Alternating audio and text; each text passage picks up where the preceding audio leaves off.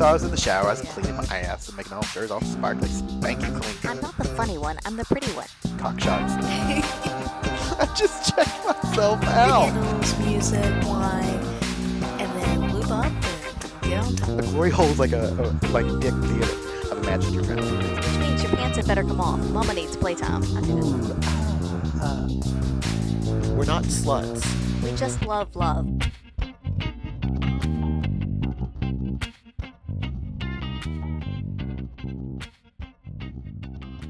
Welcome to another episode of By the By. We're here with a very special guest today. It is, we're going to be speaking with Cooper S Beckett. He's the author of the novels A Life Less Monogamous and My Life on the Swing Set. And we're going to be speaking to him today about his newest book, Approaching the Swingularity. And you may also know him from the podcast Life on the Swing Set. Yep. Which is one that I know many of us listen to religiously. Yep. So welcome, Cooper. Yes, welcome. Thank you. And religiously, eh? Yes. Yes. And we're very excited to be speaking to you today about the book. Oh, so thank you. Yeah. I'm going to say giddy. I'm a little giddy. Yeah. Giddy? Yeah. Wow. It's pretty late here in Sydney, and I know it's relatively early over in the States where you are. So I'm hoping you're as punch drunk as we are. Yes, it's just very different ends of that spectrum. Yes. Absolutely. You're wiping the sleep from your eyes, and we're. Yeah. I am. I'm okay. So I'm kind of losing control of this already because I'm so excited. This is why I let you take control of love. I'm getting starstruck. So so Cooper Beckett was very kind enough to send us a copy of his new book, Approaching the Swingularity. And so, for anybody who wants a quick background, and I'm going to not do it justice, I'm sure, but and Cooper, feel free to jump in and correct me, but it's basically following 7 people and their sort of people that they run into at a sexy swingers resort in Mexico, which bears resemblance to, but I'm not going to say, a certain place that a lot of us have either dreamt of going to or have already been to, and some may have plans of going to in the not too distant future. It is definitely heavily informed by my time at Desire Resort in Mexico. Mm. So we've never been to a swingers resort or a lifestyle event like that. But I can tell you, after reading the book, it's high on the list. Definitely. Well, there's still space in our November trip if you'd like to come. Oh, don't tempt me. So we've discussed it already, and I feel like we're running to the end of the podcast already where we plug you. There's a sexy pun. There's a sexy pun there. Oh, yes. But we're already looking at November of 2018. So this year's vacation time has already been allocated. But next year, by God, you're gonna meet us. You're up on the list. Yes. Excellent. Excellent. Okay. So let's talk about the book a bit. You know, this is your third book. It is, and it's awesome. I would highly recommend it. I actually bought a copy for my mom so that she could read it, so that she could better understand, what we do. Yeah, because she knows what we do, and we wanted her to kind of better understand how swingers interact necessarily, because what people think isn't always reality. Yeah. So tell us absolutely. what was your goal writing this book? What was like the points that you wanted to get across for folks? Well, so my first novel, this is my second novel, third book, but my first novel was a very simple story about a couple first exploring swinging specifically, and how great it was, but also how rough it was, because I wanted to make sure that I didn't sugarcoat or sand down the edges at all. And I mean, I'm clearly pro swinging, but I recognize that there is great relationship danger in general in it.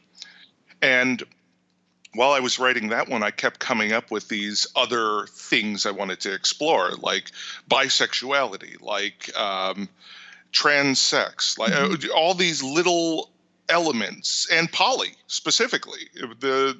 the other side of non-monogamy.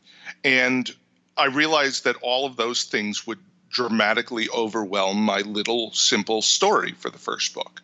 And so I just kept putting Post-its on the next project.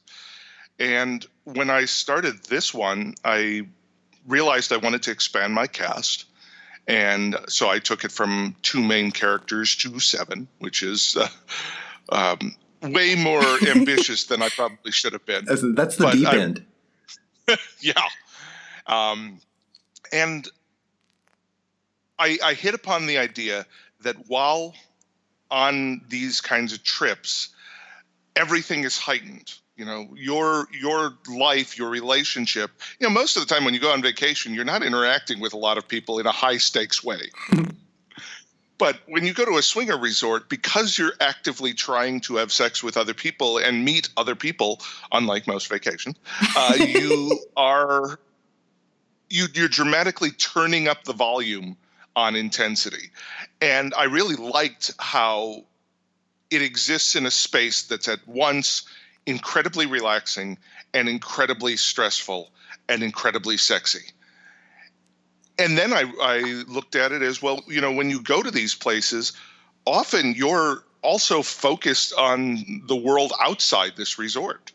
Like your problems don't just stop at the vacation doors. Mm-hmm. And so I wrote the opening 3 chapters. I had not figured out what was going to be happening with Bruce at the moment. But the opening 3 chapters were all hot sex while people are stressing out about other things in their mind. And I think that's great. And you do that very well, because it is, I think that a lot of people who aren't familiar with the swinging polyamory community, they assume that what we do is just hang out with friends and fuck, for lack of a better word. And right. And the actuality of how much is going on inside of our heads, it's so difficult to get out of your own head. And you address that beautifully within the first chapter. I think that was one of those things that really kind of pulled me in, because I'm always freaking out. And I know our constant listeners will know. Fellow neurotic. Yeah. I know, right? Our constant listeners will know that I'm one that has trouble getting out of my head. I'm constantly worried about, body image issues and am I doing this right, and performance issues and yada, yada, yada. And I think that you touched on that and dealt with that so eloquently throughout the book, that I could really identify with the different people and the different issues that they're running across. Oh, well, thank you. You're very welcome. I write very much from my perspective. So every character in this story is me in some way. And that was actually the most interesting thing about writing this for me. Is when I wrote the first book, I was very much the character of Ryan. Mm-hmm. And as I was getting into this, I realized that I basically fractured my psyche and gave neurotic elements of me to each of them. Like Raymond, the host of this trip, is everything I felt after my divorce about how can I really tell people I know how to do relationships when clearly I have failed at relationships. And Krista is my struggles with my sexuality. Mm-hmm. And all these characters have me in them. And I feel like that's why I can be so mean to them. Well, on the bright side, they're all very likable, so that's good for you. Good. But you're right, many of them are quite fucked up. But in a very good, likable way. It's so important to test characters, and this is the first book that I really started writing without knowing where I was going. And I would plot out the next day as I was finishing up the last day, because it's 7 days on a resort. And so I would know what's happening for sure on Monday. I'd have kind of an idea for Tuesday and no idea beyond that. That's great. I knew the overarching stories, like I figured out early on, this is going to be the story the lesbian couple has. This is going to be the story Bruce and Paige have. This is going to be Ryan and Jennifer's. But it took surprising turns often. I'm not going to go too far in because it's like the only thing in the book that's a spoiler. But one character that showed up about a third of the way through as just an extra character became the most important character in another in one of my 7 lead storylines, and I hadn't even intended to write her in. Yeah. And once I hit on where I was going, it was just like, well, of course that's it. Mm-hmm. It's so much fun to explore this way. And I went in with a mission. I want to write my love letter to a place like this. So the place is its own character. The staff is its own character. I want to explore every facet of non-monogamy that I can in this story with these characters. I want to explore all variants of sexuality that I think I can explore in this area with these characters, and I wanted to make it normal. Like there are characters who in other stories would be like, these are, oh look, this one is the token character, but I wanted to just make it they comment on who they are and then we're past it. Yeah. I think you did a really good job of making the characters both very likable and relatable, but also very normal and everyday, that you can look around in your everyday life and associate them with people or say that, yes, that is someone that I can see in my everyday life. That could be my coworker or my neighbor or whoever. And you can very much identify with them. I agree. Well, that's the thing about swinging, isn't it? We're everybody. Mm-hmm. Right. Swingers aren't, we're not different. We're just thinking about one specific thing, sexuality, differently. Yeah. And I was actually just talking about that with some people on Facebook, is the idea that there are huge swaths of American swingers that are very conservative and Christian. Yes. And they were asking, well, what do we think that is about that? And I said, it's not correlation. It has nothing to do with the fact that they are conservative that makes them swingers. It is that swinging literally just encompasses a microcosm of the rest of society. So if you're in the United States, you have a certain percentage who are religious. If you're in swinging in the United States, there is that same likely similar percentage that is religious. It makes sense because there isn't a single unifying factor of what makes people swingers. Yeah. Which is kind of what's the most interesting thing about it as a community is the variance of it. I completely agree. We often have people, so, in Australia, we have nude beaches. So we often have people go, oh, well, who goes to a nude beach? And our response is almost always, look, if you go to the grocery store and you take, the subset of the people at the grocery store and you say, okay, 10% of them are going to a nude beach. That's pretty accurate. You look at the people at the nude beach and it's about, you'll see the same qualities of people there that you will at a grocery store. And I think swingers clubs or swingers lifestyle, I should say, is very similar. It's everybody, every walk of life, I should say, participates. And that's one of the really great things about it. That's kind of one of the things that makes it so exciting, is because you do get to meet people from all different walks of life and different areas that you may not otherwise meet if it weren't for that. Absolutely. So, your characters, you've already admitted that you're quite mean to your characters. Yeah. And I think both of us will agree that you are quite mean to your characters, both on a circumstantial level and on an emotional level. And they deal with problems very believably, but you keep giving them problems. So have you experienced firsthand all the dramas and issues that your characters experience? or is this something that you've talked to folks that have had similar and you draw from that, or where do you exactly draw from all the drama that your poor folks have to deal with? Well, I've been doing this podcast, Life on the Swing Set, since 2010. So I've had an opportunity to talk to so many swingers and get so many different perspectives on what drama looks like and what the catastrophic elements are. And I mean, there are definitely things in here that have happened to me. The same with the first book. There are stupid ass things that I've done that I wrote into these characters. I'm not going to tell you which ones, but they are. In this one, I projected forward to fears as well. Right. Like the fear at work of somehow your bosses knowing about what you've done and getting punished for it, or that person who you met, who you trusted, that you really shouldn't have. Mm-hmm. Those are sort of universal swinger fears, and they're universal swinger fears because they happen. Yeah, sure. And so when basically everything in this is catalyst for change.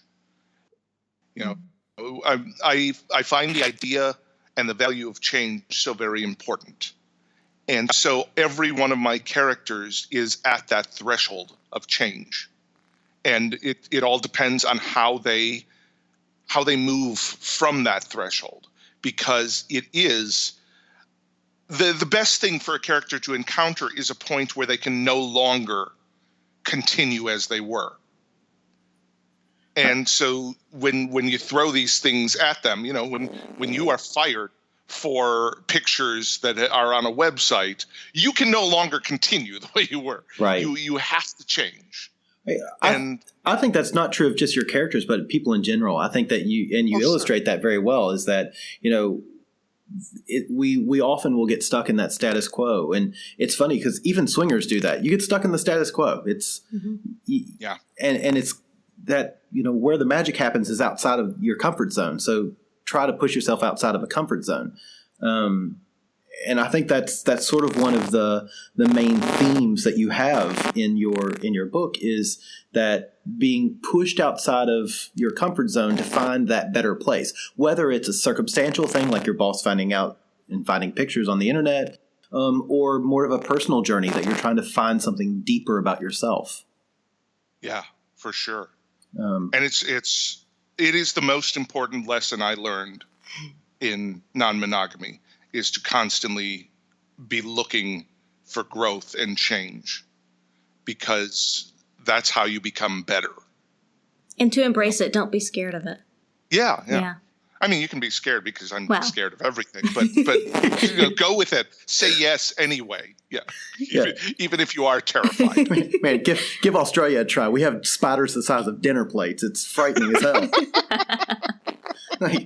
I keep saying, push myself, Bradford, push yourself, but fuck, I'm terrified of that shit. But I digress. Spiders are a different podcast. Yes, the Spider Cast. That's its theme song. Spider Cast. Oh, okay. So we've touched on this a bit. Your book has such a wide variety of both sexualities and people in it. You've already said there's a lesbian couple in the book who are fantastically lovable and relatable. There's a triad of a male, female, male, or I guess I should say a female, male, male triad. Do you find that? Yeah, because I made that so complicated, and I could never remember what their deal was. One of the guys is bi, one of them is gay, and the girl is straight. Yes. And so it's like I developed the royal sampler of triads, really, I think.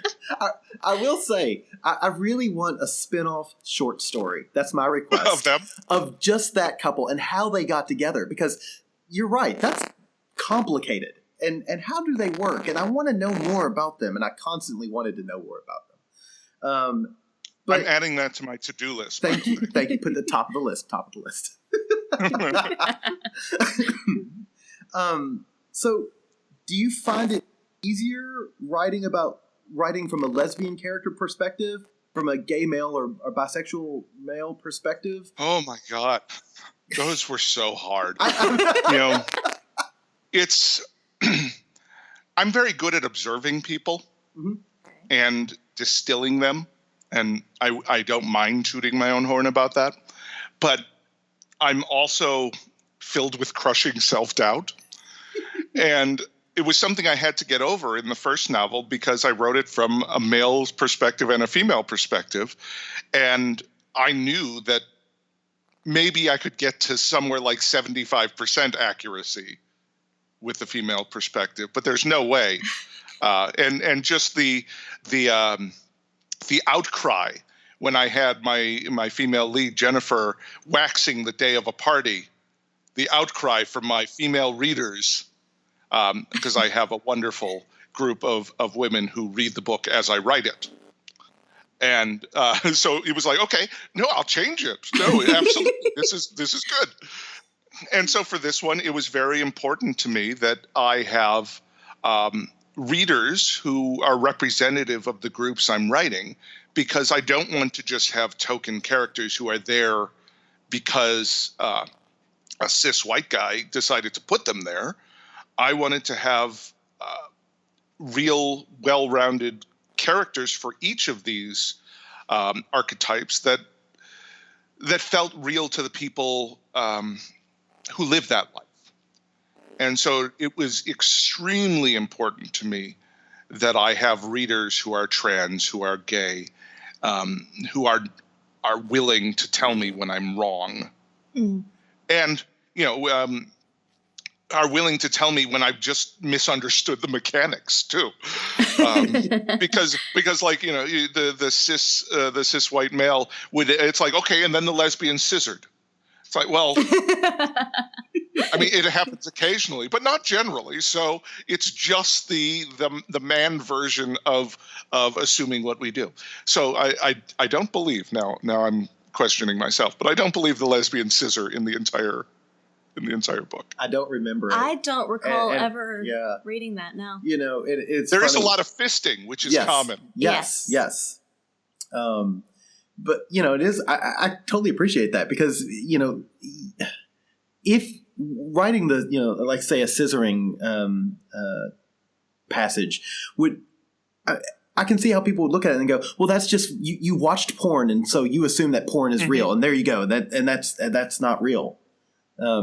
So yeah, no, I'm very glad that you have this circle of folks I am that too.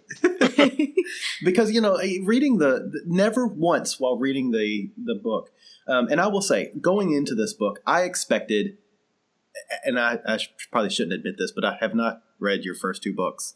I will fix that now. That's fascinating. I have other questions then. Okay. Go on. But having not read your first two books, not knowing really what to expect from it, I expected erotica, like straight erotica. And there's so much depth of story. It's very complex, and it really gets you thinking. And the sex is believable. It happens naturally. It's not like, oh, and then the pizza guy came and bow, bow, bow. It's like, no, none of that. Actually, never once did I go, they would totally not have sex here. Yeah. It was completely believable. That's excellent. Well, that's an interesting thing about swinging, is sometimes it does feel like a porno. True. Yeah. But most of the time, it's silly and weird and awkward, but it's awesome.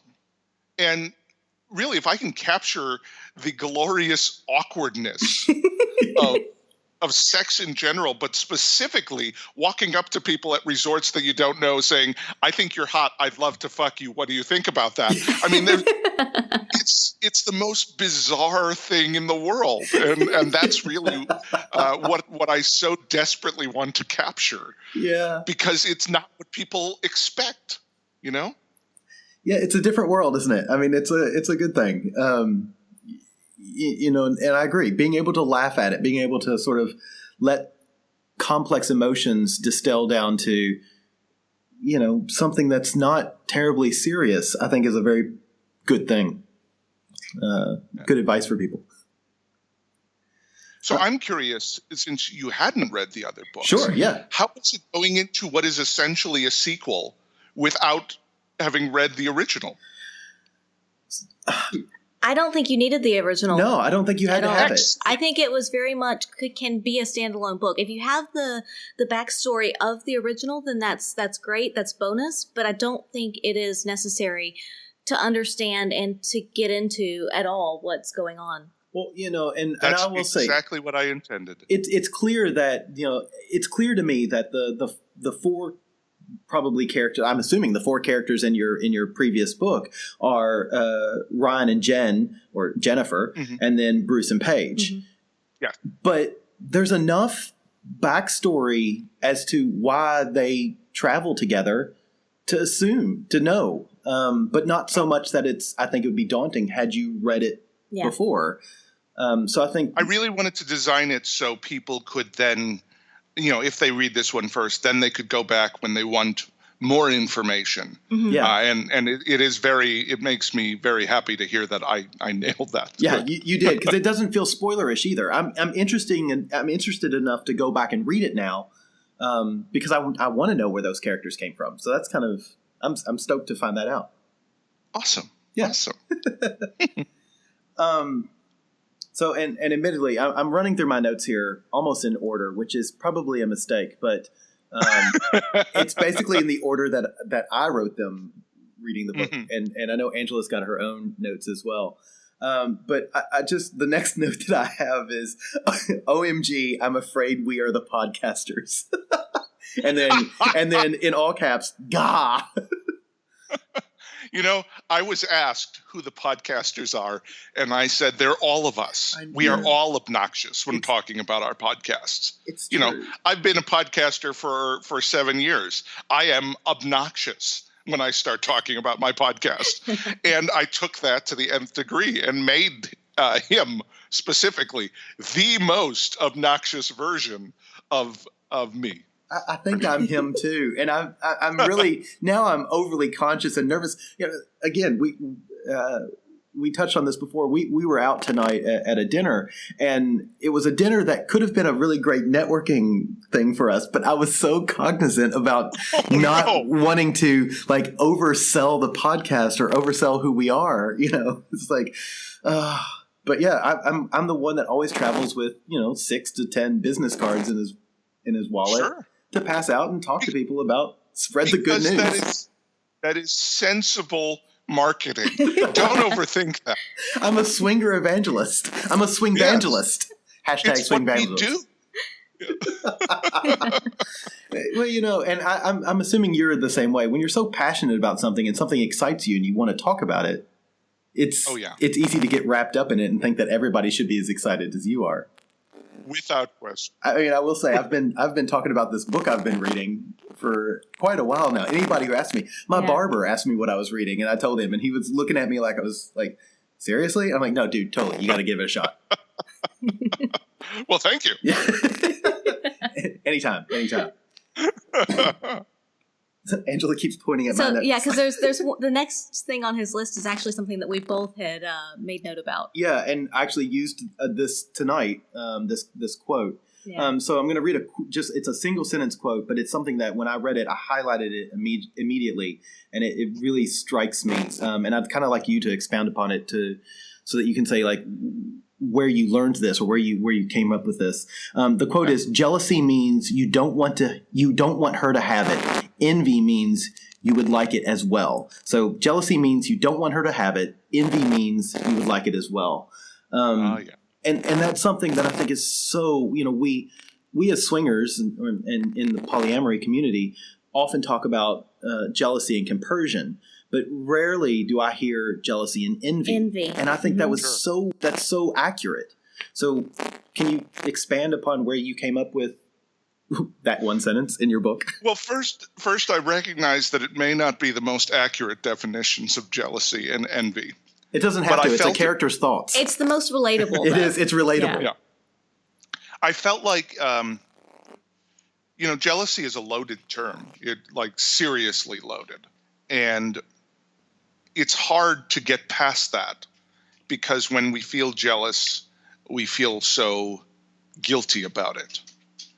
But rarely is our jealousy that we don't want our partner to be having fun. Most of the time, our jealousy is that we would like to be having fun and aren't. Yeah. And that's a very different type of jealousy. I think in monogamy, when we get jealous because we don't want our partner doing something or looking at someone and it has nothing to do with what we want about us. And so I don't even remember where that came from. I think I came up with that, but I'm not sure, honestly. I know that I was talking about it before the book, but only really last year. I think whatever happened that got me to that, and I was talking about it on the podcast last year, and then I put it in the book because what else do you do but make the book your philosophy? Fair enough. Yeah, but it's I think it's a very valuable distinction because it's so much easier to understand when you're the target of that your partner is not trying to take away something from you. They just want something for themselves as well. And it's not your responsibility to give them that. It just is.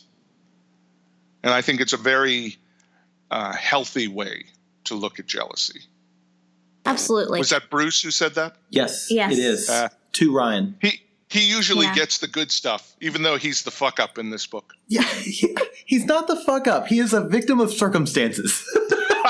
And emotion. And emotion. Not to change the subject a bit, but to talk about identifying with your characters.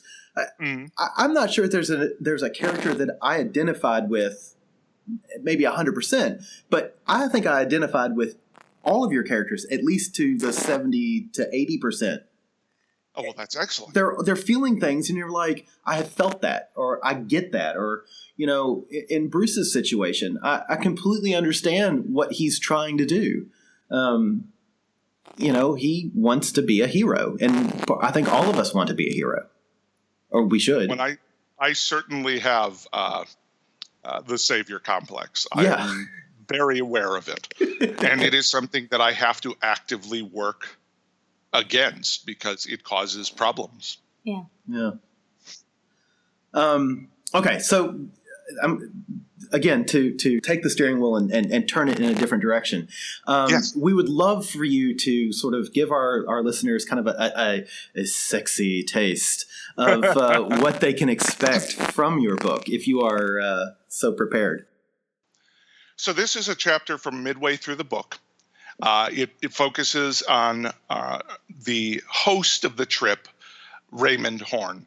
And his little backstory is he's been non-monogamous for most of his life. But this past year, his primary partner left him and said that he has achieved a sort of stasis in his life. And he has sort of forgotten how to enjoy himself. And that's his major storyline for the book. So midway through the trip, there is a massive group orgy, enticement. This is enticement to get you to read it. And this is the first chapter in that. Raymond Horn lies on his back atop a round 10-foot diameter cushioned bench in the center of the Aphrodite's Resort and Spa playroom. With his left hand, he strokes the long shaft of a man named Vince, whom he just met this morning. His right hand is outstretched, fingers inside a tall, slender woman named Alexis. He's talked to her and her husband once or twice, but never extensively. Squatting above his face is the female portion of the triad, Marley. Her pierced labia rubs against his nose through a sheet of plastic wrap, there for safer sex. He's only sucked it into his mouth twice, and is making a conscious effort to breathe through his nose and keep the queening going. Down his body, a wonderfully curvy woman named Nancy is riding his cock, bouncing her ass in his direction as she rides. Thankfully, she is doing all the work, since his thoughts are elsewhere. He's nearly immune to the experience, could disassociate entirely, should he choose, leave his body and observe, or more likely, go elsewhere. Go home, go to that spot of sun in the bedroom where he lay with his partner not so very long ago. His partner, his friend and lover, when he still had those things not so very long ago. His prostate tingles, experiencing a flesh and blood cock for the first time in ages after a parade of dildos. Machen's cock is thin and long, ideal for anal stimulation, and the woman it's attached to is fantastic. He hadn't known she was trans until she asked to fuck him. I don't always stay fully rigid, but I'm cycling my T-blocker this week, and I've taken one of those friendly blue guys, she told him. You game? I'm game, he said. As enthusiastic as his consent had been, as involved and invested as he had been when this conglomeration of sexy descended upon him, he finds himself unable to remain in the moment. It could be the many banana daiquiris he's had since lunch. It could be the pot provided by Sergei and Polina that he smoked. But Raymond knows the truth. He's a pathetic man, because only a pathetic man would spend his time at the center of an orgy feeling sorry for himself. Sorry because nothing can be good since Colleen left. Jesus, he thinks, I don't fucking deserve these amazing, sexy people. He contemplates tapping out, but Vince has begun to fuck his hand. Marley rides harder, periodically cutting off air to his nose in that, oh, so wonderfully dominant way. He's found Alexis's G-spot, and it's growing ever more engorged. Nancy may be coming now, and Machen continues to prod his prostate. Boom, boom, boom. The shakes. Oh, those prostate shakes. Deserving or not, he's in far too deep to pull the ripcord and bail. Not now. Not yet. When Mia offered to oversee the orgy, that would have been the time to change things. No, he said, instead, insistent. I need to do it. If you're only doing it because you think you need to, then you definitely shouldn't. He narrowed his eyes at her psychobabble. She grinned and shrugged. I'm giving you an out. He considered Mia's offer for a while, even going as far to seek her out on their beach bed. That would have been the way to handle this, right? Accept her help and take some downtime to figure things out, at least a little. At least before his hands were full of genitals and there was a cock in his ass, before someone sat on his face, on his cock. That would have been the time. Then, instead, upon seeing her expectant face, he just told her he had this and gave her a wink. He had this. Planning to wander into the orgy, Rodney Dangerfield style. Hey, everybody, we're all going to get laid. Journey blasting from the speakers. Your brio doesn't play with me, she told him, and returned to her tablet. You think it's a bad idea? I'm not the boss of you, Raymond. But, he said, deflating. After staring down the beach, squinting in the sunlight for what seemed like an hour, she lowered the tablet and turned her large sunglasses in his direction. Is there more? She asked. Are you waiting for my approval? Was that it? No, he said. If you want my opinion as a friend, I think you've got things to let go of. Big ones. If you want my opinion as an educator, you may not be well equipped right now to lead the bacchanal you want to provide for these people. If you want my opinion as a guest of this trip, people seem to be doing fine on their own, finding their sexy. He opened his mouth to respond, but she continued. And if you want my opinion as an outsider who hears things, you're different, discordant. They don't know exactly why, may not even feel it consciously, but subconsciously, people know something's up, something's wrong. It's not just those two podcasters talking about it. Raymond grumbled. Those two podcasters had released another episode this morning, complaining about the organization of the phone party, wrongfully placing the blame at his feet, when that was one of the events he hadn't planned this week. And again, lamenting the fall of the once great Raymond Horn. But if it wasn't just those two podcasters, who else? You're focusing on the wrong thing, she told him. Doesn't matter. When people are talking, it's usually because there's something worth saying. He scowled. I have an orgy to throw. Godspeed. On the round bench in the playroom atop the building, Machen's nails dig into his ass cheeks. She expels 3 explosive breaths as she comes. He hears Nancy's partner say, "That was incredible to watch," and a few people nearby agree. There's some shuffling movement on the bench. Marley slows her grind to a halt. Machen pulls back and reveals a vacancy within him. He feels hot breath near his ear, a pant in her voice. "Thank you for that, you sexy man. I've been fantasizing about it ever since I saw your ass on Saturday." He tries to thank her, but it comes out garbled, most of his sound disappearing into the plastic-wrapped vulva above his mouth. To better facilitate, Marley rises off him about an inch. "Thank you," he tells Machen. "I'll leave you all be. My husband craves something." Another satisfied patron of Xanadu, he thinks. His laugh is stifled by Marley's vulva. His prostate pulses with orgasm, the telltale shakes, but overall rather muted. He's confident that had he not popped his own little blue pill earlier, Nancy wouldn't have anything to be riding. Thankfully, his hands are not dependent on his ability to focus. Would these beautiful, sexy people feel bad if they knew he was just barely here? His physical form, sure, that's what they're all using and enjoying, but emotionally checked out. Video 29, conscious engagement. That's the one that talks about doing things because you want them. Being present. That's the one he can almost hear playing in his head. The one he should heed. Whether they can tell or not doesn't matter, does it? It's still unfair. How? He argues with himself. Machen got what she wanted. Vince is about to get what he wants, if the erratic nature of his thrusting is anything to go by. Marley hasn't come yet, but her grinding ebbs and flows, and at the very least she's getting to top. "I'm a dom," she told him, "and I want to queen you. I like to be able to control the breathing of powerful men." He nodded. "I'm not particularly sexually attracted to you," she told him in such a refreshingly matter-of-fact fashion that he smiled. "I don't usually get a smile saying things like that." He shrugged. "I'm very direct." "I'm a fan of radical honesty," he confessed. "Well, try this on. I want to lie you on your back and I'll squat over your face. I'm not going to squat all the way down because you're going to lift your face to me. You'll lift your head and lick my pussy for as long as I like. And if I tell you to, you'll hold your face there until you can't breathe." Raymond thought this sounded like a fine idea and negotiated to include his plastic wrap. Marley made no objections. "Yeah," shouts Vince as a shot of fluid hits Raymond's arm and chest. "Oh yeah," says Nancy, and the vigor with which she rides intensifies.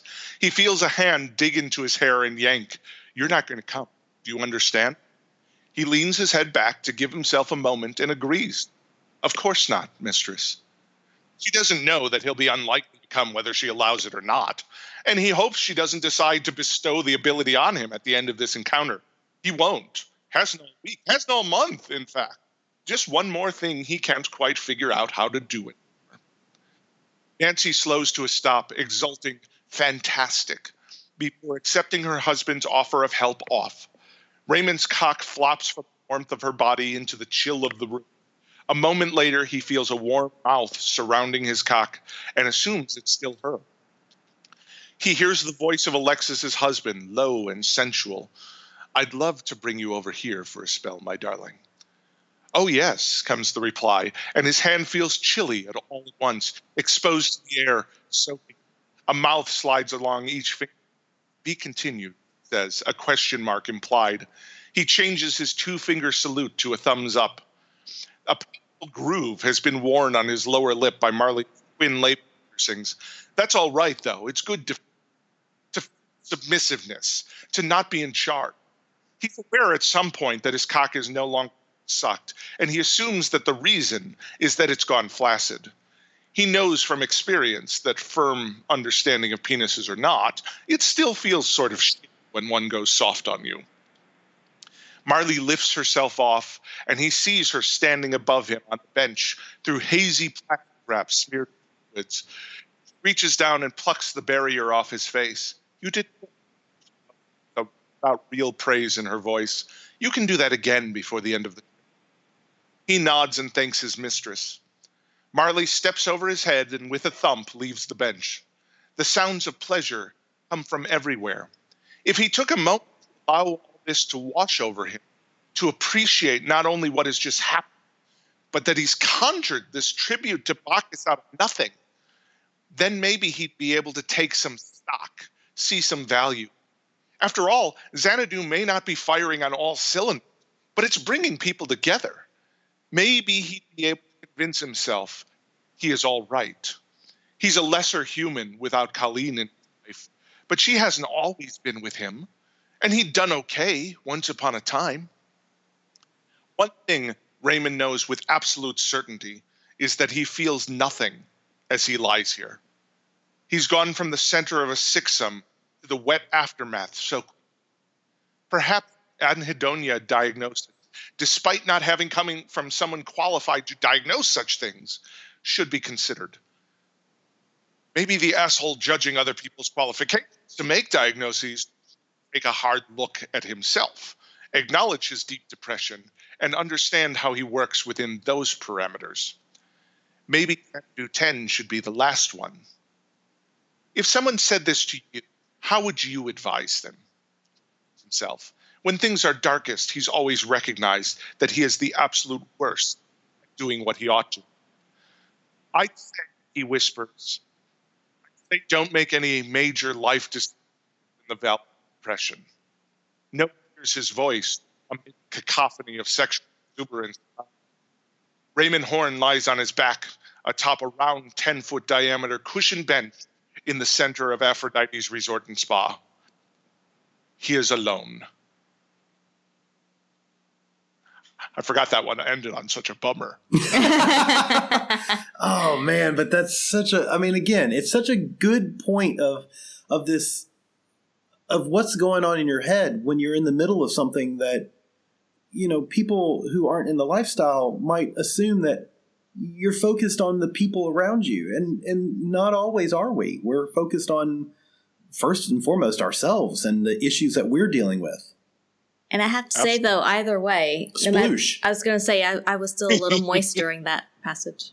So, still. Well, that makes me feel good. Yeah. No matter how it ends. Yeah. Yeah. I mean, I'm sitting here going, oh, yeah. Yeah, that's I absolutely love that passage. And I remember that was one that stuck out in my head when I read through it the first time. I was like, yeah, I like that. Well, good. I'm jealous of Raymond's physical, not necessarily his mental. Oh man. Okay, sorry. I'm a little flush. No, right now. yeah. You take a moment, refresh. Reset. Yeah, that's again.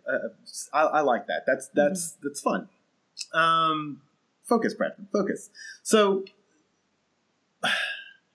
not to harsh on the mellow. I mean, you're right. That did end on a kind of a bummer kind of note. But you know, one of the things your characters talk about at one point in the book is straight men reacting to bisexual and gay men in the community. Oh yes. And as a bi guy who is constantly, I constantly find that I restrain myself in the community because I'm always cognizant not making people feel uncomfortable. And I also know that it's not something that I don't want it to affect, Angela and I's success in the community. And it was so nice and refreshing to read that and to see that it's not just me. Oh yeah. No, I mean, I struggled with what bi looks like in swinging for ages. You know, I'm not a very traditional swinger anymore. I used to be. When it was me and my now ex-wife, we would go on standard swinger dates. We'd go to swinger parties. We'd go to swinger clubs. But after my divorce, the woman I met is, further to the gay side of the Kinsey scale than the straight side. And we just were looking for different things at that point. And I feel like I was just kind of sick of pretending I was anything but what I was.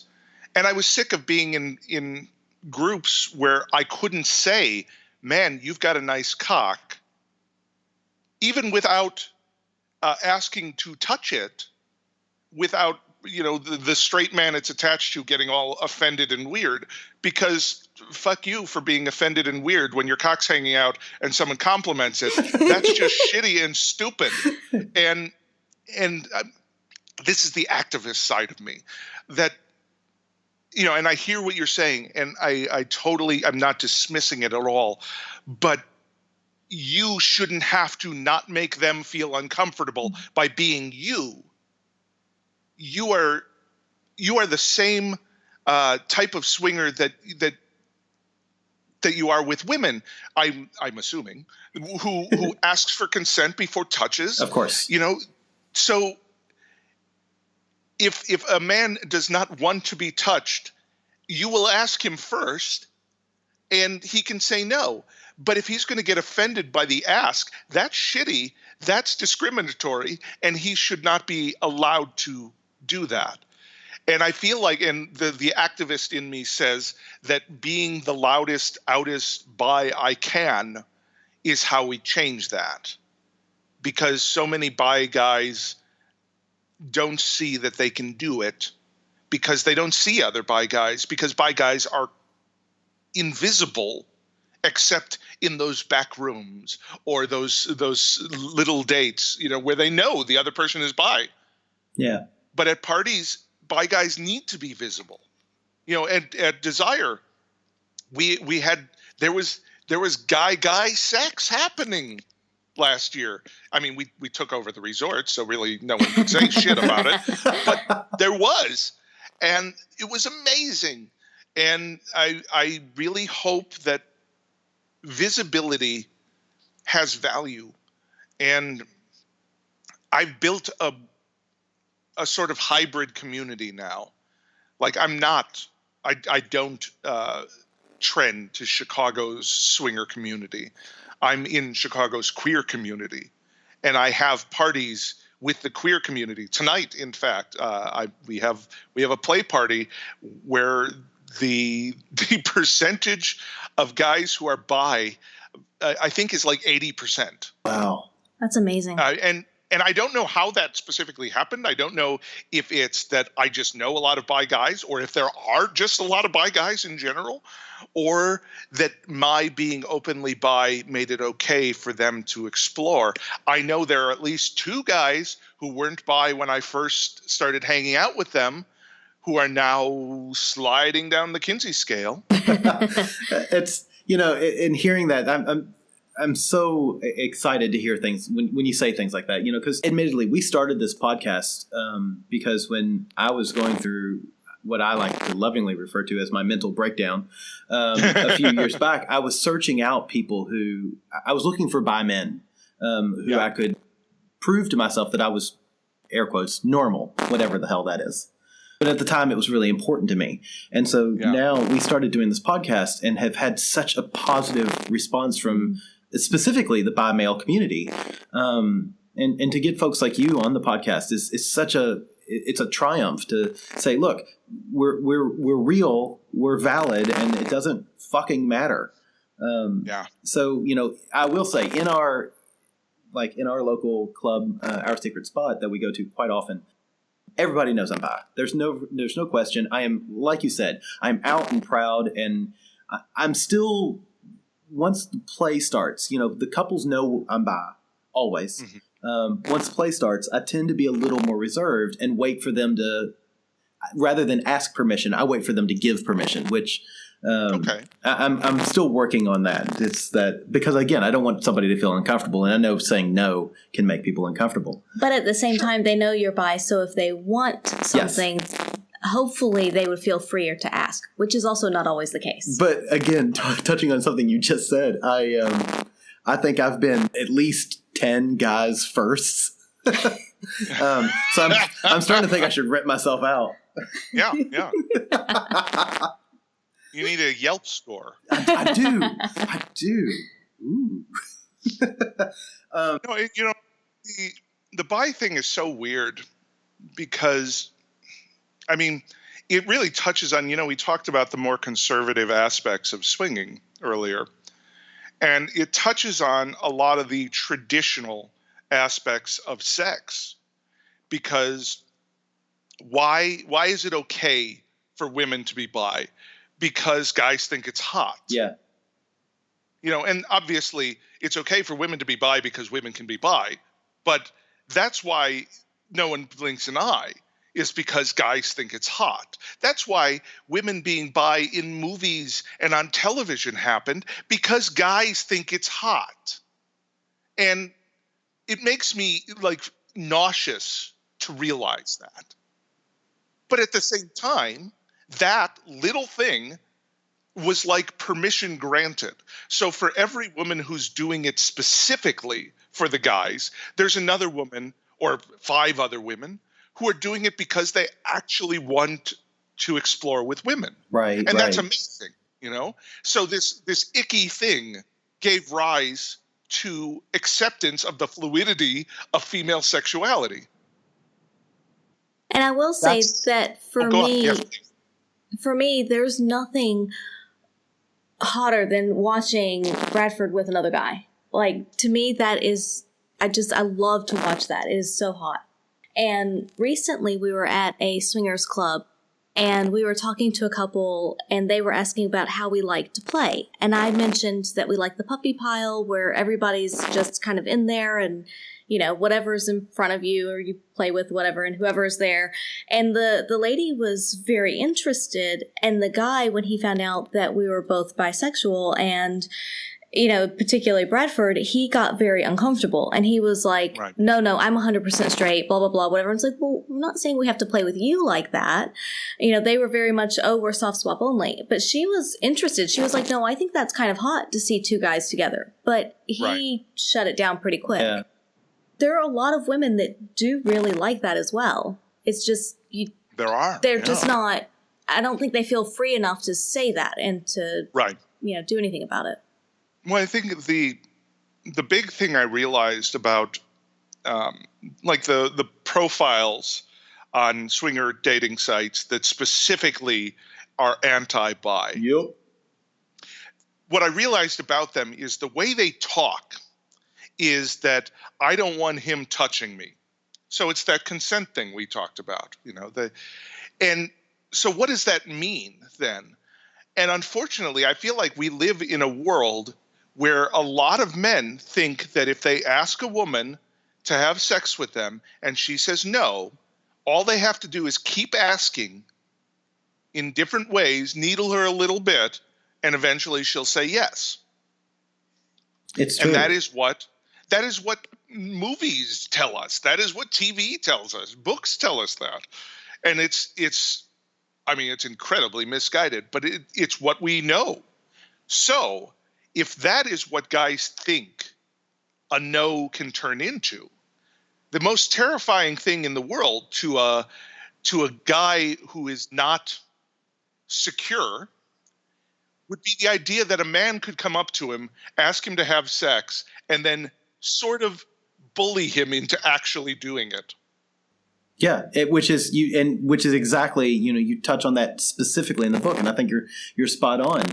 And another thing that we've seen and that we've inferred from those same swinger profiles are those people, men don't see other women as a threat to their relationship. Right. That if their partner, a female partner, plays with another female partner, it's almost like that unicorn is a toy. She's no real threat. She's just something to use and then push along to the other side to fulfill that threesome fantasy. And anyway. Which is truly abusively awful. Disgusting. Yeah.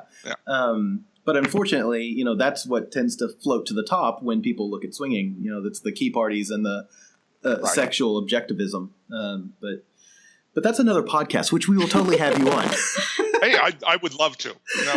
I feel like swinging is changing. I hope I don't so. feel like it's changing quickly. Yeah.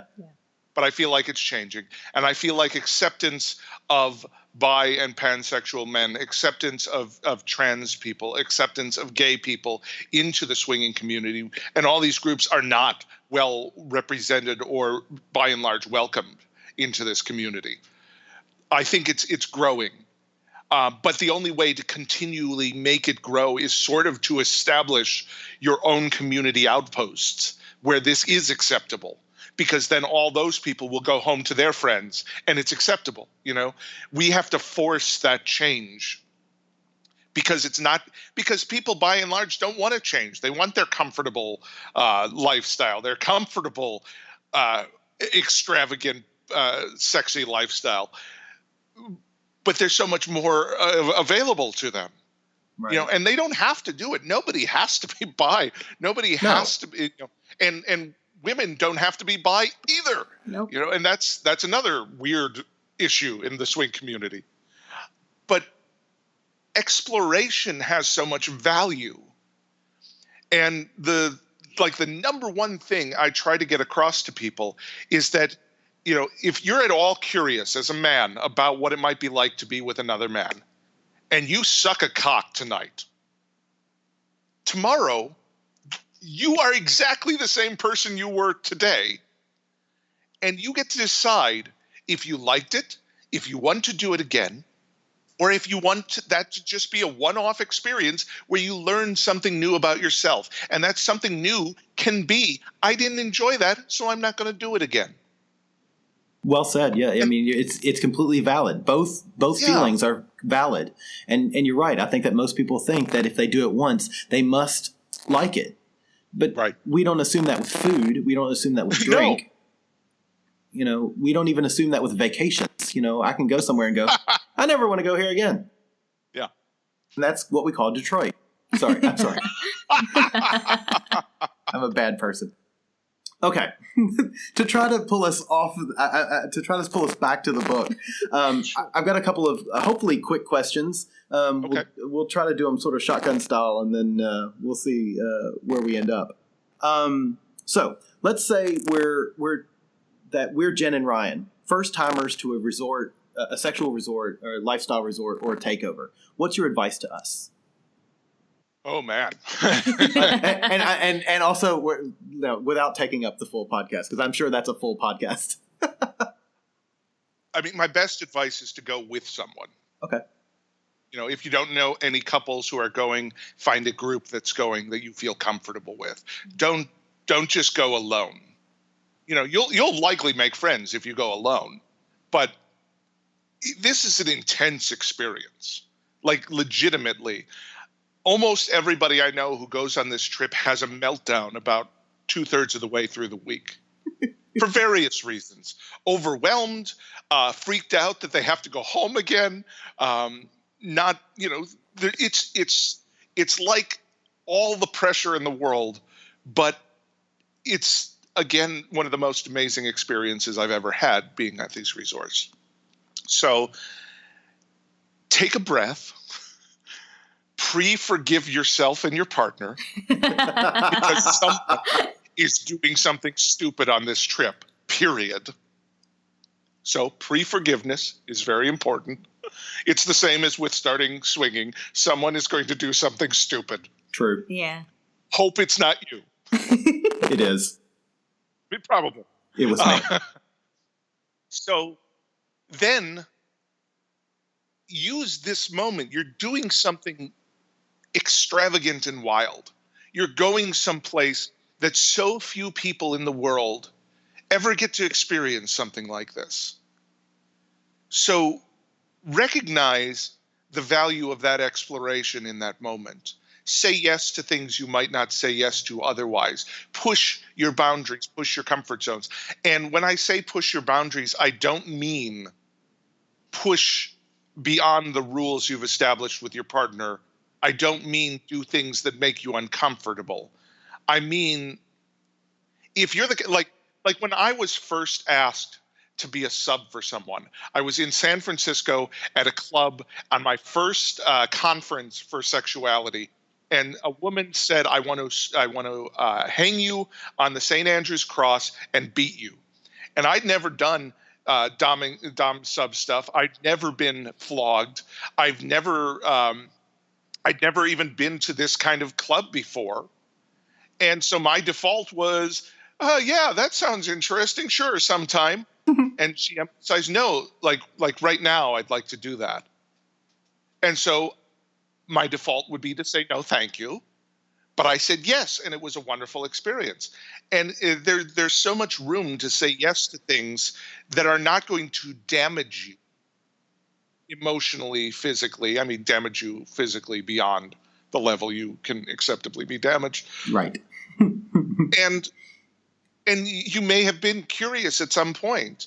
I think that's more what I'm trying to say is, if there's any level of curiosity, if things sound scary but interesting is where the best shit lives.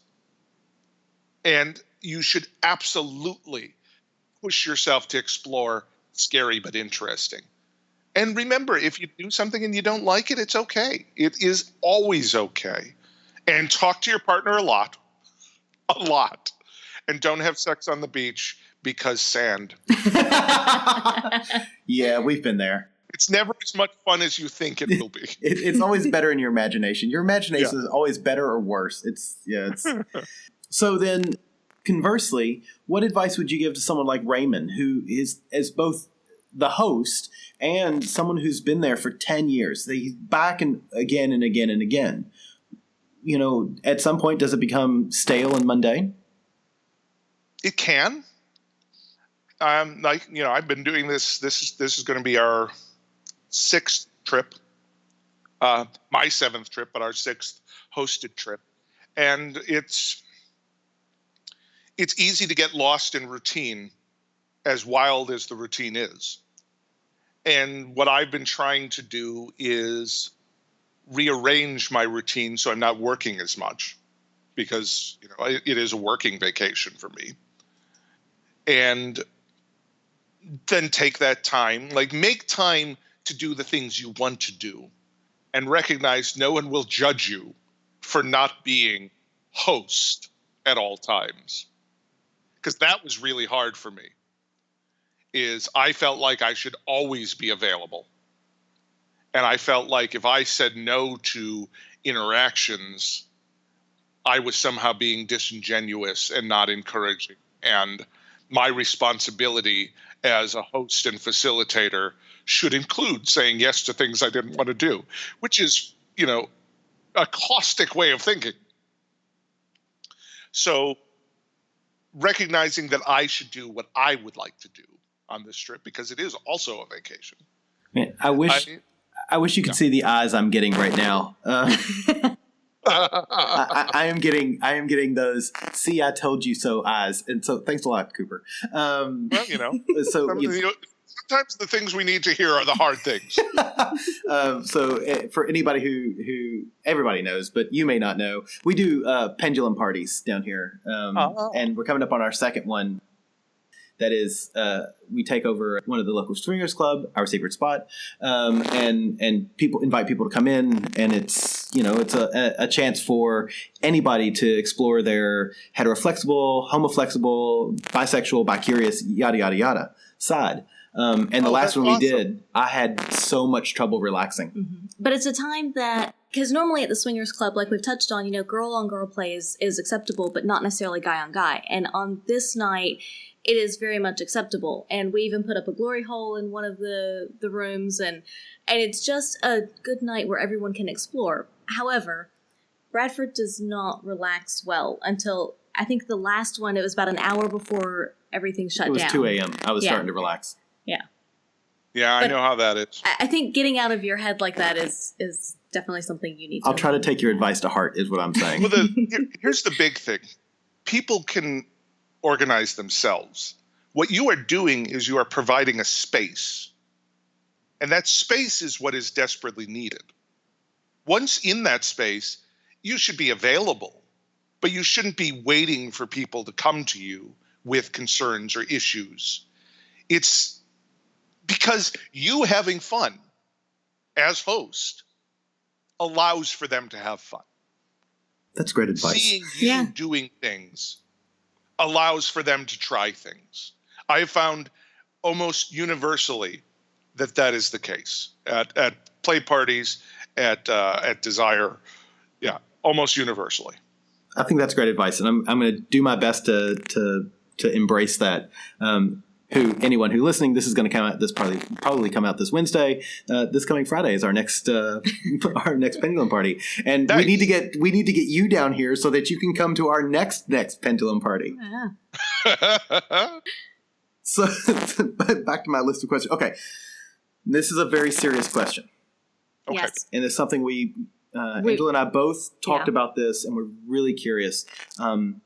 At these resorts, at Desire, at Aphrodite, seriously, does every lady carry a strap-on with them wherever they go? A lot of people carry toy bags with them wherever they go. That makes me so happy. Yeah. Our host for our trip is Char Travel, and they're wonderful hosts, and they provide a drawstring bag with all your welcome stuff, and you see those drawstring bags everywhere, crammed to the point of failure with toys. That's awesome. Hey, you want a little tip that I got from a friend? So if you take Altoids tins and save them throughout the year for when you go on trips like this, an Altoids tin is exactly the size of a key card for a room, and holds condoms and lube sample packets. Oh my God, that's fucking genius. Yep. Yeah. I can't take credit for that. It was told to me, and it was just like, yes, that's amazing. That's awesome. And easy to find when you're digging around in the bag. Yeah. The only negative, that Altoids costs like $7 down here. Well, yeah. Oh, wow. Yeah. Totally worth it. So I guess at some point we're going to have to wrap up this podcast, which makes me really, really sad. But one of the questions that I have as a sort of an overall encompassing question is, what's like one takeaway you really hope people who read the book walk away from this story with? I've realized actually just recently that my goal with everything I do is to get people to ask questions they weren't asking. You know, my goal with a podcast is to get monogamous straight people to ask if non-monogamy might be what they should be doing. And so this book has so many of those things in it that people may not have considered. And I like the idea that I may be exposing fairly, heteronormative people to things they may never have considered or seen or heard about. And if I can get over that little hump of discomfort, because I understand I've been uncomfortable the first time I encounter, the first time I saw men actually having sex, penetrative sex, I was uncomfortable. And I'm bi. But it's not, there's nothing wrong with being uncomfortable when confronted with something outside your realm of experience. What's wrong is when you judge that and try to get people to not do it. I got on a soapbox there. Did you see it? I pulled it out, put it down, and got on it. Mate, I bring it with me wherever I go, and I'm always ready to step on it and preach, because you're spot on, and I think it's a great thing. Like, admittedly, I told you at the beginning, I bought this book and sent it to my mom. And that's part of that sort of that. That's a bit of me getting on my soapbox and saying, hey, read this. This is important. Yeah. You want to understand me. I am very curious when she has read it. I would love to hear what she thinks. I will definitely. Admittedly, I sent it to her and I said, look, we're going to be talking to the author. I want you to read this because I want you to understand sort of what Angela and I do. And she goes, I want to read this. So I will definitely let you know what her opinion is. I'm sort of excited to hear it, positive or negative. Yeah. I'll definitely let you know. Yep. Filthy is good too. It's just filthy. She won't say that. I've seen some of the stuff that she's read. It's some of it's filthy. Yeah, she reads some filthy stuff already. But yeah.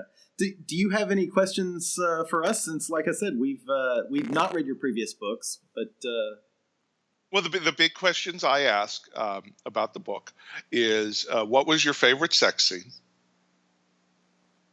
and what character did you most identify with? Those are the two things that I like to ask people who've read it. So for me, I have a really hard time picking one favorite sex scene. Okay. I would say that the orgy scenes were really hot. Also, the scene with the two guys. Because I always love that. Yeah. No matter what it looks like, I love watching two guys together. So that, I would say, it's a toss-up for me between, and again, there's a couple of orgy scenes, and I don't know, do I have to choose? You don't have to. No, this is a safe space where you don't have to choose. There's so many. Yeah, there were a number of times I was like, this is really hot, and yeah, I don't know that I can choose one of those. I can choose one. I have no trouble at all. What's yours? The one that I actually had to take a break and put the book down for a minute and sort of like, I won't say I went and masturbated, but I did sit and talk to myself for quite a while, was the pegging. Oh. There is a pegging sex scene in the book. And that just, oh God, that was... Yeah. Yay! Sploosh. And that was actually something that I didn't put in the first book that I really wanted to, but I thought it would be I thought it would require too much other processing for the characters. Yeah. So in the first book there is pegging, but they only glimpse it at a party. Okay. And sort of don't even understand what they're watching here. So in this one, it's just like, oh, there's going to be pegging, all right. Yeah, it was epically written, and there's, I think, actually in that scene, there's a few times where you, as the narrator, look away from it, and I'm like, no, focus back on, pay attention. See, that's what we call erotica edging. Thanks. Yes, but I kept screaming and at you. That's a conscious choice on my part. I wanted to, because it'll keep you from here's what it is, and I just realized this. When you're watching porn, it's all fucking, so you come and then often you're done, right? Mm-hmm. Yeah. When you're reading erotica, you may not get to the end of the story because it's so hot here in the middle. Fair enough. But if I edge you a little bit, if I start talking about that job at home, or God forbid, talking about unemployment rights. Yes. I don't want to hear about that at that moment. You were killing me. I'm like, dude, this is so hot. Stop thinking. Start enjoying. That's awesome. Yeah. Totally loved that. And I would say, as far as characters that we identify with, if you're talking about the main seven, I would say... anyone in the book.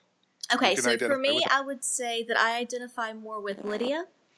And totally true. And I would hope and try to have Deborah's outlook on life. Very nice. I think that's...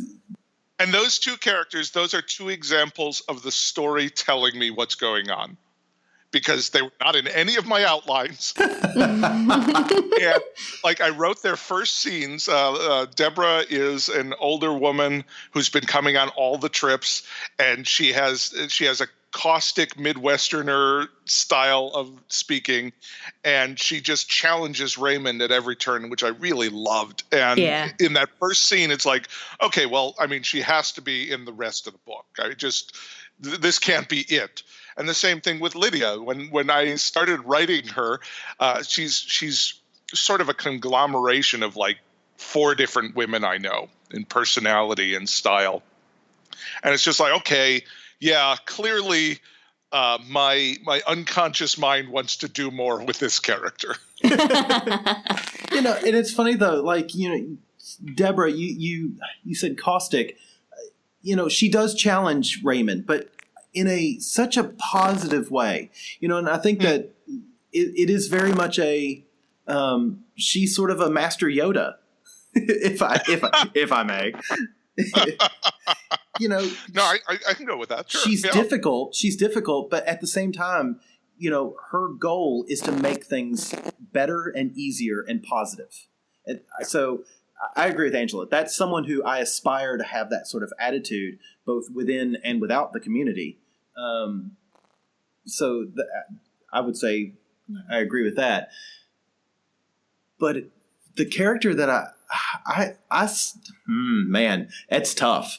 I identify with, because you sound like a similar person to me, and so if you are a similar person to me, you will see my fragmented personality throughout these characters and probably identify with a few of them. Absolutely. I look at Krista and her insecurities about her nudity and her insecurities about her relationship and her sexuality. I get that. Ryan and his, again, all his insecurities about himself and who he is. I get that. And Bruce not being able to let go. Yeah. Paige's need for control. And it's just like, I look at all of this and I'm like, if you sliced up your characters in a delicious Trivial Pursuit style pie, I think that that I see myself in many of them, and many of them in me.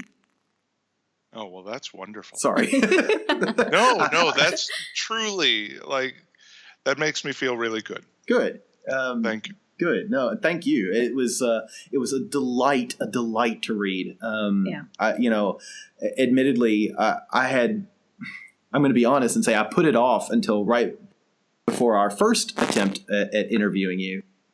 So I basically read it in 3 days. Oh, wow. Because I was like, I really need to read this before I talk to Cooper. All right, I'll start reading it. And then I started reading it. I couldn't put it down. You can't put it down. I was like, oh my gosh, this is great. This is what's going to happen next. And it was, it was so much fun to read. And now we're already looking at November of 2018 to say, okay, they're doing a resort takeover this year. I'm assuming you're going to do one next year. And if you don't, until they force me to stop. Excellent. We'll cry if you don't. So, So tell us more about the resort takeover. Is that November every year? Usually the first week in November. This year it is the 4th through the 11th, I believe. I'm double checking. Yes, 4th through the 11th. You can find information on ssdesire.com. That's Swing Set Desire. And our trip is it's kind of different from what the resort usually has. The resort has a wide variety of feels to it, mostly based on who's taking it over. But we've been told specifically that our group is unlike any other group on this resort. And it's because we truly emphasize diversity and exploration. So we not only are accepting of bi males, we ask for bi males to come and join us. We are the first group to openly ask gay couples to join the trip. And it is so important to us that people be exposed to things they've never seen before and be willing to. I mean, no one has to do anything. I don't want to make it sound like if you come with us, you will be expected to try new things. You don't have to do anything. But wouldn't it be nice to be in a place where you could? And that's the environment we foster. It's a place where you feel safe to try anything you want to try. And the coolest thing about doing a takeover is we can then mold the resort to our image. And so we have an amazing Canadian couple. She does burlesque shows. He's incredibly geeky.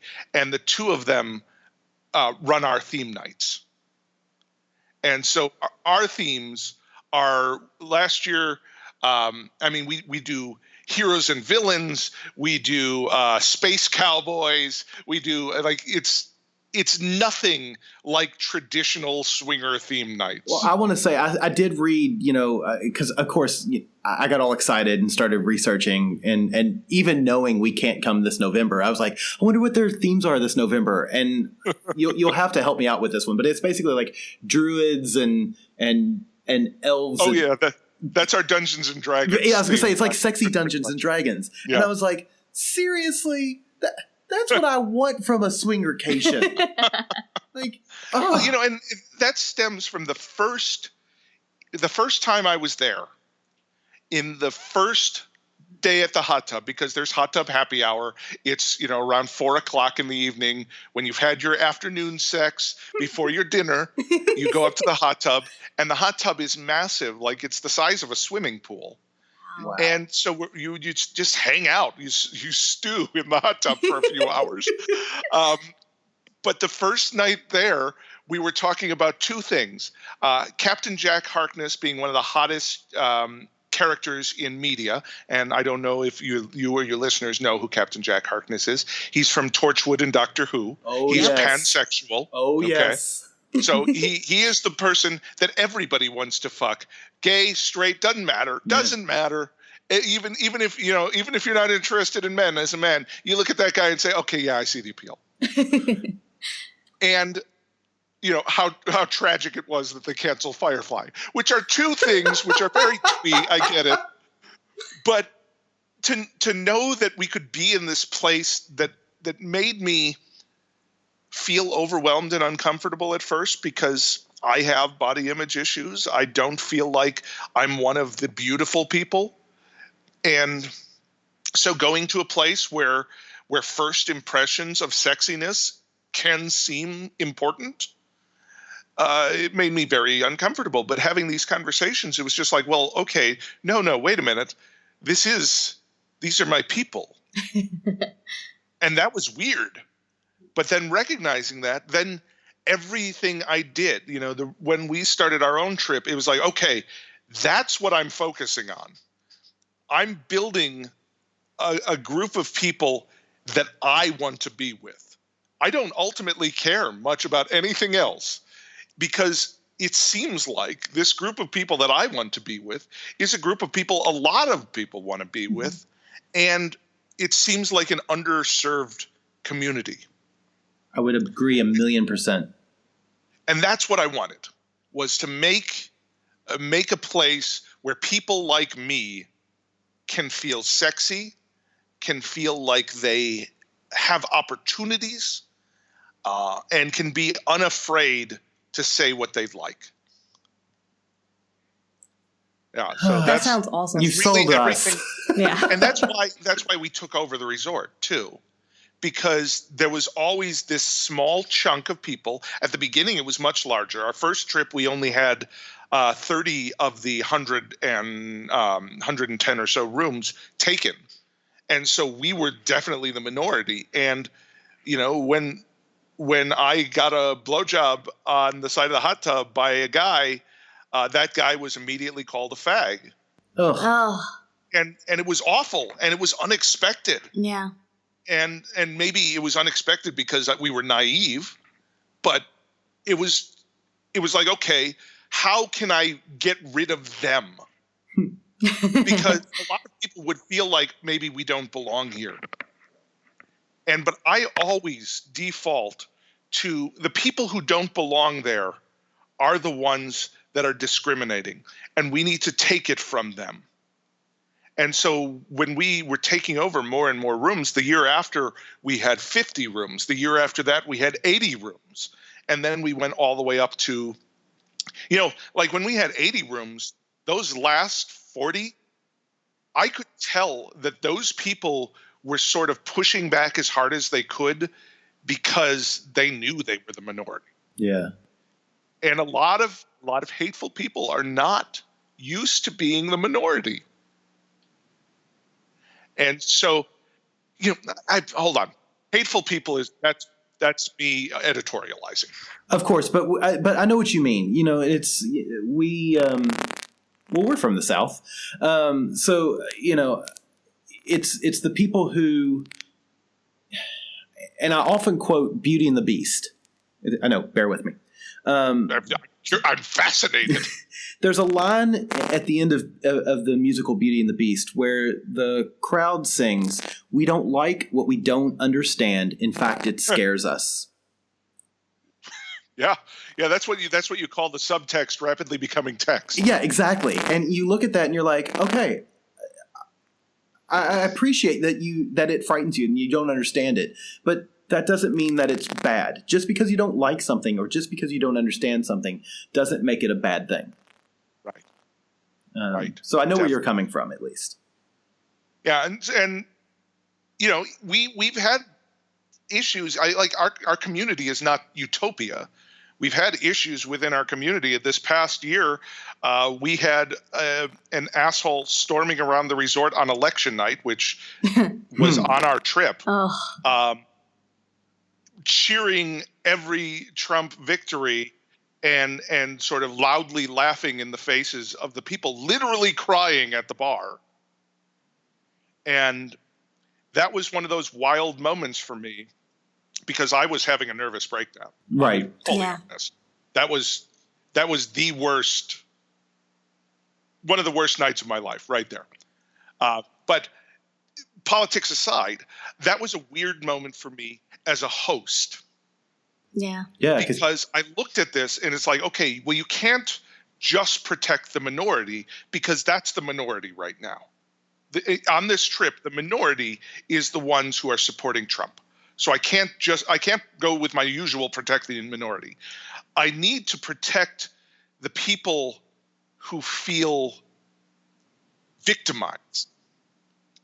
And I do care if you voted for Trump, but I don't care if you are a Republican. I don't care. I'm trying real hard here. Him voting for Trump was not the problem. Right. Gloating. Him gloating in the face of people who are hurting. Yeah. Like not just disappointed, but I've never seen a reaction like that to an election. And they were hurting. And so to gloat while they're hurting is not reading the room. And that is offensive to me. And so I from the middle of my nervous breakdown, I pointed to our travel agent and said, "That guy, he's not coming back." Fair enough. I got a lot of shit for that, but I stand by it because I'm creating a safe space for people who don't traditionally have a safe space. Yeah. And you know who generally have a safe space? Yeah. Wealthy conservatives. They can say they don't all they want. I'm going to stop. I would go for another hour, and I imagine in Australia they're not as interested in our politics. It's interesting. They're interested only in that they don't understand it. I mean, no, we don't either, and we apologize really truly to the world. So for whatever this shit is. We are going to pull the plug on it, but we're going to put a pin in it. Only saying we would love to have you back on where you discuss, well, especially now the queer world and the current world, the real world in the States. Let me fix this. Let me fix it. Take us all back. I know how to fix it. All right. Okay. Right now, it is more important than ever to show the world your queerness. And queer can be a loaded term because it seems to only relate to gay, right? Traditionally. But queer is off the norm when it comes to sexuality and sexual interest. That's what queer is. I don't recommend everybody deciding that they are queer because then that can be seen as appropriating. But what we can do is show our queerness to the world. Because the more we do that, the more we'll realize how much of the world is queer. Yeah. Yeah. And everybody who swings is fucking queer, and I don't want to hear anything else, because you're doing something that is not only not the norm, but it's antithetical to the norm. You are thumbing your nose and stroking your cock at tradition. in a way that is so brazen, to think you are not an activist, to think you are not someone who could be a queer beacon, it's just astounding. And it's not anybody's responsibility, but it will make our world better. And you don't have to be out, but think of why you're hiding. You're hiding because of how scary it would be if someone found out.